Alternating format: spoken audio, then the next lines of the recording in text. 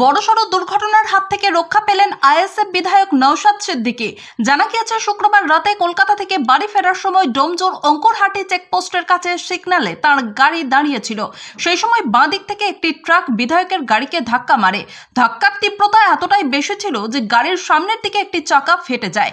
যদিও এই ঘটনায় নওশাদ সিদ্দিকী অল্পের জন্য প্রাণে বেঁচে যান, তিনি আহত হননি। এই ঘটনায় তার গাড়ির চালক এবং নিরাপত্তারক্ষীরাও কেউ আহত হননি। দুর্ঘটনার পর ছুটে আসেন এলাকার লোকজন, তারা ট্রাকটিকে ধরে ফেলেন। খবর পেয়ে ঘটনাস্থলে ছুটে আসে ডোমজুর থানার পুলিশ। নওশাদ সিদ্দিকী জানিয়েছেন, সিগন্যালে তার গাড়ি দাঁড়িয়ে থাকার সময় ট্রাকটি ধাক্কা মারে। এই এলাকাটি অত্যন্ত দুর্ঘটনা প্রবণ, তাই আন্ডারপাসের দরকার।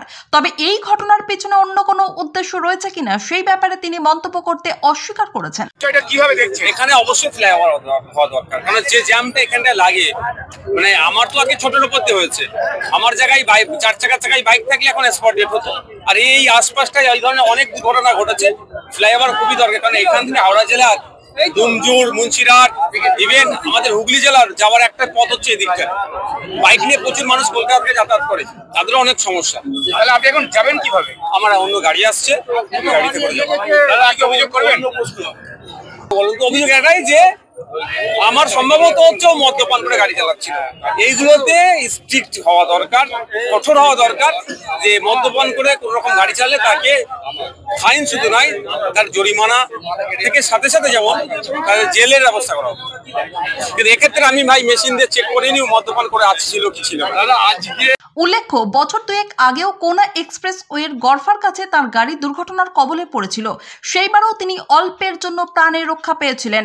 এদিন রাতে দুর্ঘটনার পর ডোমজুর থানার পুলিশ বিধায়কের জন্য অন্য একটি গাড়ির ব্যবস্থা করে দেন।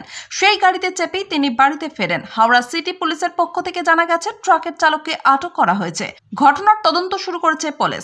1 ঘন্টা আগে হবে, উনি বিধানসভা থেকে ফিরছিলেন, 10:30 নাগাদ হয়েছে। হ্যাঁ, কলকাতা থেকে আসছিল। এখানে রাস্তা উনি ভেবেছে এই রাস্তাটা খালি থাকে, এই রাস্তা দিয়েই যাতায়াত করেন বিধানসভা। না, চোট হয়নি, তবে বড় রকমের চোট হতে পারতো। যদি 2 চাকা হতো হয়তো দেখা যেত স্পট ডেড হয়ে যেত, যেভাবে চেপেছে। তা ওটা 4 চাকা বলে অনেকটা সেভ হয়েছে। ভাইজান বলে গেছে, যদি উনি হয়তো ড্রিঙ্ক করে আছে, যদি ড্রিঙ্ক বা কোনো পরিকল্পনা হয়ে থাকে তার জন্য উনি যদি আইনত ব্যবস্থা নেবেন। ঠিক আছে, তোমার নাম? আমার নাম এসকে আব্দুল রাকিব, আমি মুনসানি। ব্যুরো রিপোর্ট, গ্রাম বাংলা নিউজ।